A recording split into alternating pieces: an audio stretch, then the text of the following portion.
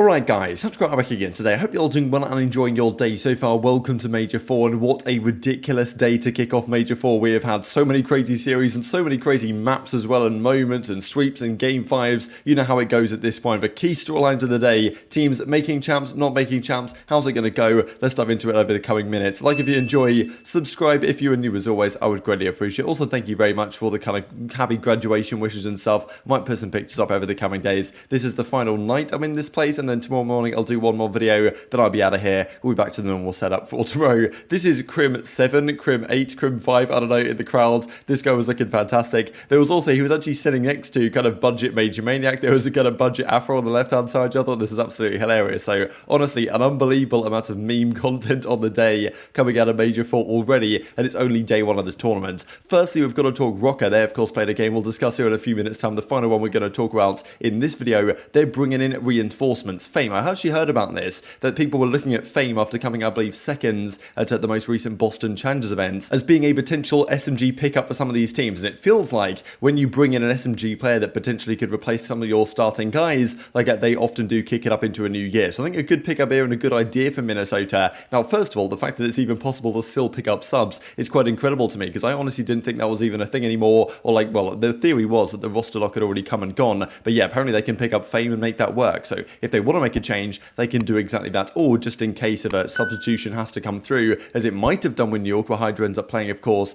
today, then it's good to have someone who can actually fill that role, I suppose, sitting there on the bench. And he was even spotted, despite being announced, like, very shortly before the tournament actually began. He was actually spotted already in Brooklyn. So some people were theorizing, could he actually be subbing in for their matchup, right? And as Crone mentioned, apparently Standy was dealing with some sort of injury. Of course, we'll see how that turned out for Standy, especially in, let's just say, the game 2 of that series. But the actual theory was that FaZe could be replacing him for this particular series. Turns out it wasn't the case in the end, and Standy got to play with the starting team. As Crone says, false alarm, Standy should be playing today. So not really sure what that issue was. I suppose we might well see over the coming days if it possibly recurs. For at least the first couple of matches, but certainly the audio delays were a big issue. Like, I can't really believe they got this one wrong. Like, the crowd and the casters were ahead of what we could see from home, so a bit of a disaster, to be honest, right? As Claser says, know how tedious live broadcasting is, but it's little things like out-of-sync audio that really make it hard to watch. Got to come out the gate strong to hold people's interest all weekend. That's the thing. The viewership today was great for what is a phenomenal major with unbelievable storylines. Like, it should be very good, but when you have the server issues, when you have the audio issues, that's where the CDL turns away new fans that could honestly come into a weekend like this with all the craziness that is currently going on. Let's talk the first series, because the first map of the tournament started ourselves out in good fashion, right? Because this was a ridiculous halfway between Ultra and London Royal Ravens. This went 250, 249. I couldn't believe what I was watching at times here, honestly, because London had a nice advantage. It goes 249, 248, and then London out of nowhere break in. The casting on this was fantastic, honestly. Ton and Bryce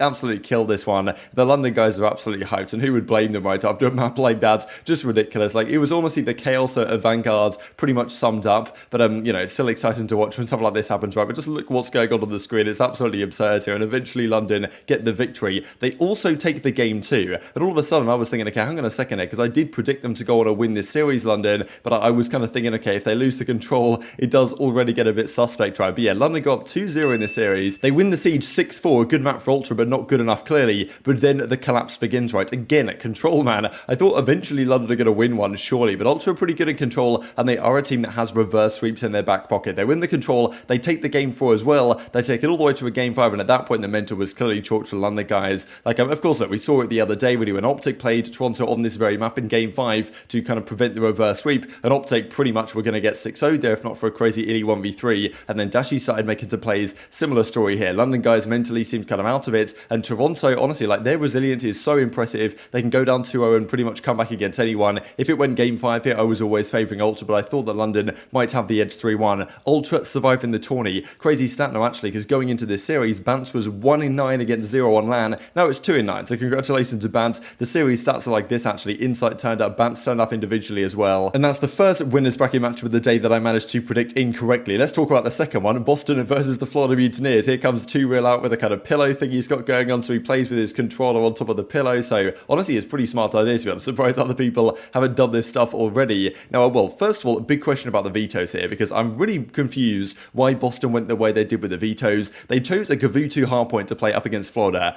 Pretty much the only hardpoint map that Florida are actually good on. Like, yes, Zinni is good on Gavutu. It's an AR map. I'm sure he likes it. But Vivid is just going to get fried on the map. I have no idea why why they keep trying to put them on these maps. Like as Ake says, someone could put duct tape on Zinni's mouth during vetoes, because I can't believe they went for Gavutu hardpoint. They get punished on it, right? Look, when you play Florida with 3 hours on the team on Gavutu, you're going to get punished a lot of the time, especially when you have a hyper-aggressive SMG duo, which isn't going to work too well in Gavutu, right? It works out for them on the control, but the hardpoint was a shambles. They lose game 1, they lose game 2 as well. 6-2 domination for Mutineers. That was the thing, really, right? We knew Mutineers were going to get better in their search and destroys when they made this change. Their respawn was probably going to suffer, and Boston just didn't capitalize on the respawn advantage that they very clearly had. They win 2 of them. They needed to win that first one as well, and this honestly was crazy, because eventually Boston kind of try and bring the reverse sweep to the game 5. That making it 10 out of the last 12 CDL matches have gone game 5. Vanguard in a nutshell, and that was only, of course, at this point in the day. And then this is kind of how it went there, right? So Boston managed to win the Gavutu control, win the game 4 as well, take it to a game 5. There was some flashbacks right here. Honestly, like Methods, no, like, don't want to roast him too hard here, but put Methods in a 1v1. He's going to do everything he possibly can to try and lose it. He's so suspect in 1v1s. There was another one here against Skies that he managed to lose. Like, I don't know what the stats are for the worst 1v1 players in the league, but then he's got to be down there. Like, it's just got to be said. Don't know what he was playing at here. Eventually, Florida Mutineers clutch up, win the series, and deny the reverse sweep from Boston. This was absolutely immense, right? Because Mutineers guarantee themselves top 6. That's 20 more points in the bag. That means that from 140, they moved up to 160, overtaking all of these teams already. So Mutineers, after a result of that victory, were already up in like 7th place and sitting pretty. That made it ever harder for New York, because they've got to overtake these teams. Boston certainly didn't do him a favour, despite the crowd's best efforts to make exactly that happen. Even I thought this is pretty incredible that Arcitys lent a controller to Skies, because his L1 wasn't working or something, so last minute controller change for Skies didn't seem to hurt him too badly. Individually drops to 1.12, yes, 2 Velas of 0.75, but if you win the series, who cares at the end of the day? And I've got to feel like that map won really. I mean, Zin drops a 1.3, but like, really, what did he do on the map this entire series? Apart from the control that his team dominated anyway, I think that map 1 veto decision might well come back to haunt them. That does mean, though, that Ravens officially qualified for the World Championship, so congratulations to them. Thought this is a pretty funny way that Bance kind of, well, recognised Zero's great achievements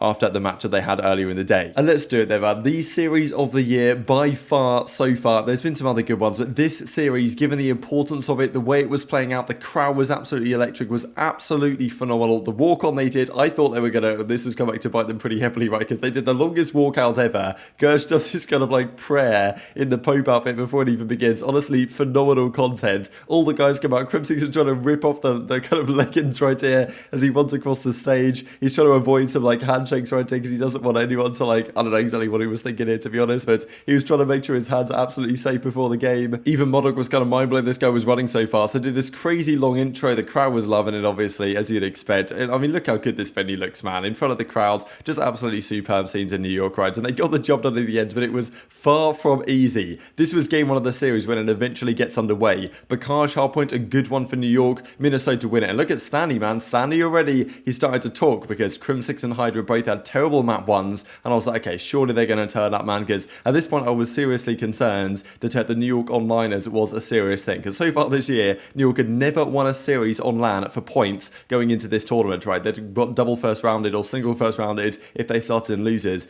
every single major so far. And I was thinking, there's no way this is going to be the same again, because if they lost this, they play Optic tomorrow in their first losers round match, which of course is never going to be easy either. And then the game 2 went the same way. They got destroyed on the game 2, 6-1 for Minnesota. And I was like, wow, this honestly, they could get 3-0, they could get embarrassed in New York. And then pretty much if they lost this series, their championship hopes were effectively over, because they give Minnesota 20 more points. They would effectively have needed to win the entire event if they lost this series to make it happen. They still probably need to come top 2, but it's potentially still on the cards. Rokkr dominate them game 2. Standy goes 10-0. When Standy goes 10-0, he's standing up. He's giving it the ears. He literally did the aBeZy from the Optic series earlier this season, right? He gives it some ears. He's talking to the crowd. He's talking to Crim6. He's trying to do his best. And then, of course, as everyone's saying at the time, Solomon's champs hopes. Is it not done, right? They're holding on by an absolute thread, as Croto's pointing out right here. But then all of a sudden, things start to come alive. 2 are up in the control. This was probably one of the most unique control rounds you're ever going to see. They camped the A point first, and they somehow on the defense held on to the B zone. Kismet eventually clutches the 1 versus 1 to take them to a game 4. Kismet then goes massive in the game 4 itself to take them all the way to a game 5. And I mean, look at Crim 7, man. Here he goes, just getting the crowd fired up after they win the game 4, take it to a map 5. And this is where, before the series began, if you'd have told me it had gone game 5, I'd have said Minnesota are favourites. New York haven't won a game 5 in ages, but with the crowd on their side, they made it happen. They honestly, they were down 3-2, they then went up 4-3, and in the end, they close out 6-4. Ridiculous series. And I mean, yeah, here we go, right? Standy talks trash, goes from 10-0 map 2 to 2 in 8 map 5. That's I'm sure that one's going to haunt him, right? But yeah, what a ridiculous series. 6-4 in the end. Crim stands up, he gives the bird. I'm sure that one's on the thumbnail when you guys are watching this video.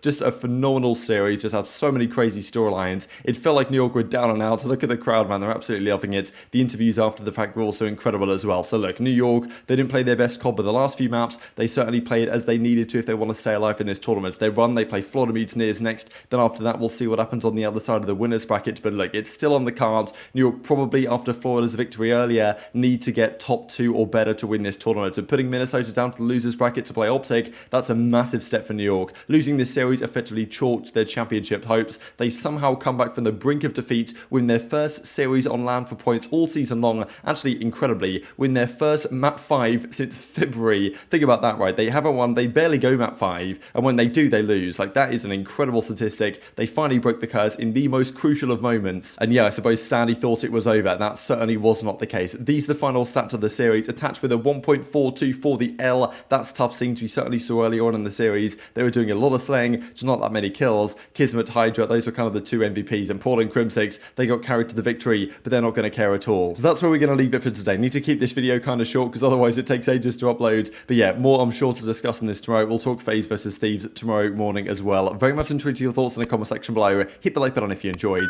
Subscribe if you're new as always. Take care of yourselves, and I will see you next time.